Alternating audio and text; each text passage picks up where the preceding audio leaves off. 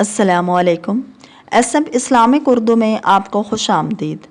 حضور اکرم صلی اللہ علیہ وآلہ وسلم کی پیدائش سے صرف 55 دن پہلے یمن کا بادشاہ ابرہہ ہاتھیوں کی فوج لے کر کعبہ ڈھانے کے لیے مکہ پر حملہ آور ہوا تھا۔ اس کا سبب یہ تھا کہ ابرہہ نے یمن کے دارالسلطنت صنعاء میں ایک بہت ہی شاندار اور عالیشان گرجا گھر بنایا اور یہ کوشش کرنے لگا کہ عرب کے لوگ بجائے خانہ کعبہ کے یمن آ کر اس گرجا گھر کا حج کیا کریں۔ جب مکہ والوں کو یہ معلوم ہوا تو قبیلہ کنانہ کا ایک شخص غیظ و غضب میں جل بھن کر یمن گیا اور وہاں کے گرجا گھر میں پخانہ کر کے اس کو نجاست سے لت پت کر دیا۔ جب ابرہہ نے یہ واقعہ سنا تو وہ طیش میں آپے سے باہر ہو گیا اور خانہ کعبہ کو ڈھانے کے لیے ہاتھیوں کی فوج لے کر مکہ پر حملہ کر دیا، اور اس کی فوج کے اگلے دستے نے مکہ والوں کے تمام اونٹوں اور دوسرے مویشیوں کو چھین لیا۔ اس میں 200 یا 400 اونٹ حضرت عبد المطلب کے بھی تھے۔ حضرت عبد المطلب کو اس واقعے سے بڑا رنج پہنچا، چنانچہ آپ اس معاملے میں گفتگو کرنے کے لیے اس کے لشکر میں تشریف لے گئے۔ جب ابرہہ کو معلوم ہوا کہ قریش کا سردار اس سے ملاقات کرنے کے لیے آیا ہے تو اس نے آپ کو اپنے خیمہ میں بلایا اور حضرت عبد المطلب کو دیکھا کہ ایک بلند قامت، روبدار اور نہایت ہی حسین و جمیل آدمی ہیں جن کی پیشانی پر نور نبوت کا جاہ و جلال چمک رہا ہے، تو صورت دیکھتے ہی ابرہہ مرعوب ہو گیا اور بے اختیار تخت شاہی سے اتر کر آپ کی تعظیم و تکریم کے لیے کھڑا ہو گیا اور اپنے برابر بٹھا کر دریافت کیا کہ کہیے سردار قریش، یہاں آپ کی تشریف آوری کا کیا مقصد ہے؟ حضرت عبد المطلب نے جواب دیا کہ ہمارے اونٹ اور بکریاں وغیرہ جو آپ کے لشکر کے سپاہی ہانک لائے ہیں، آپ ان سب مویشیوں کو ہمارے سپرد کر دیجیے۔ یہ سن کر ابرہہ نے کہا کہ اے سردار قریش، میں تو یہ سمجھتا تھا کہ آپ بہت ہی حوصلہ مند اور شاندار آدمی ہیں، مگر آپ نے مجھ سے اپنے اونٹوں کا سوال کر کے میری نظروں میں اپنا وقار کم کر دیا۔ اونٹ اور بکری کی حقیقت ہی کیا ہے؟ میں تو آپ کے کعبے کو توڑ پھوڑ کر برباد کرنے کے لیے آیا ہوں۔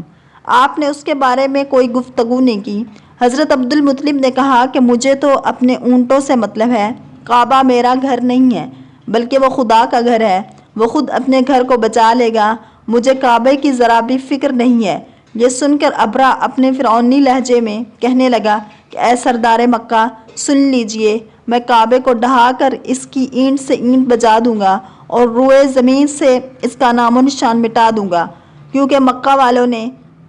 میرے گرجا گھر کی بڑی بے حرمتی کی ہے، اس لیے میں اس کا انتقام لینے کے لیے کعبے کو مسمار کر دینا ضروری سمجھتا ہوں۔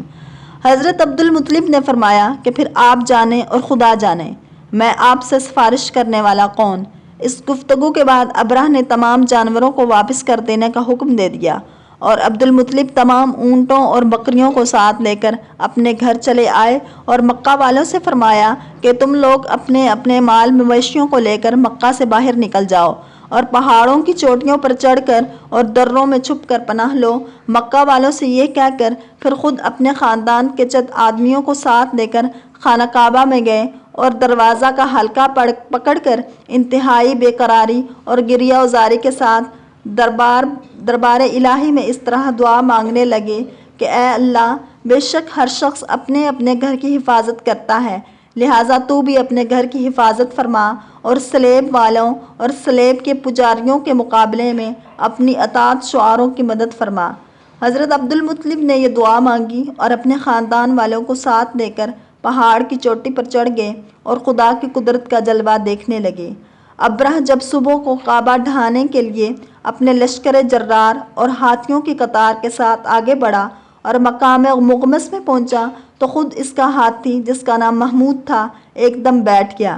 ہر چند مارا اور بار پر للکارا مگر ہاتھی نہیں اٹھا۔ اسی حال میں قہر الہی ابابیلوں کی شکل میں نمودار ہوا اور ننھے ننھے پرندے جھنڈ کے جھنڈ، جن کی چونچ اور پنجوں میں 3 کنکریاں تھیں، سمندر کی جانب سے حرم کعبہ کی طرف آنے لگے۔ ابابیلوں کی ان لشکروں نے ابرہہ کی فوجوں پر اس زور و شور سے سنگباری شروع کر دی کہ آن کی آن میں ابرہہ کے لشکر اور اس کے ہاتھیوں کے پرخچے اڑ گئے۔ ابابیلوں کی سنگباری خداوند قہار و جبار کے قہر و غضب کی ایسی مار تھی کہ جب کوئی کنکری کسی فیل سوار کے سر پر پڑتی تھی تو وہ اس آدمی کے بدن کو چھیدتی ہوئی ہاتھی کے بدن سے پار ہو جاتی تھی۔ ابرا کی فوج کا ایک آدمی بھی زندہ نہیں بچا اور سب کے سب ابرا اور اس کے ہاتھیوں سمیت اس طرح ہلاک و برباد ہو گئے کہ ان کے جسموں کی بوٹیاں ٹکڑے ٹکڑے ہو کر زمین پر بکھر گئیں۔ چنانچہ قرآن مجید کی سورہ فیل میں خداوند قدوس نے اس واقعے کا ذکر کرتے ہوئے فرمایا ہے، بے شک تمہارا کیا آپ نے نہ دیکھا کہ آپ کے پروردگار نے اب ان ہاتھی والوں کا کیا حال کر ڈالا؟ کیا ان کے داؤں کو تباہی میں نہ ڈالا اور ان پر پرندوں کی ٹکڑیاں بھیجیں تاکہ انہیں کنکر کے پتھروں سے ماریں تو انہیں چبائے ہوئے بھس جیسا بنا ڈالا۔ جب ابرا اور اس کے لشکروں کا یہ انجام ہوا تو حضرت عبد المطلب پہاڑ سے نیچے اترے اور خدا کا شکر ادا کیا۔ ان کی اس کرامت کا دور دور تک چرچا ہو گیا اور تمام اہل عرب ان کو ایک خدا رسیدہ بزرگ کی حیثیت سے قابل احترام سمجھنے لگے۔ اگر آپ کو ہماری یہ ویڈیو پسند آئے تو لائک، شیئر اور سبسکرائب کرنا مت بھولیے تاکہ ایسی ویڈیوز آپ تک بآسانی پہنچتی رہیں۔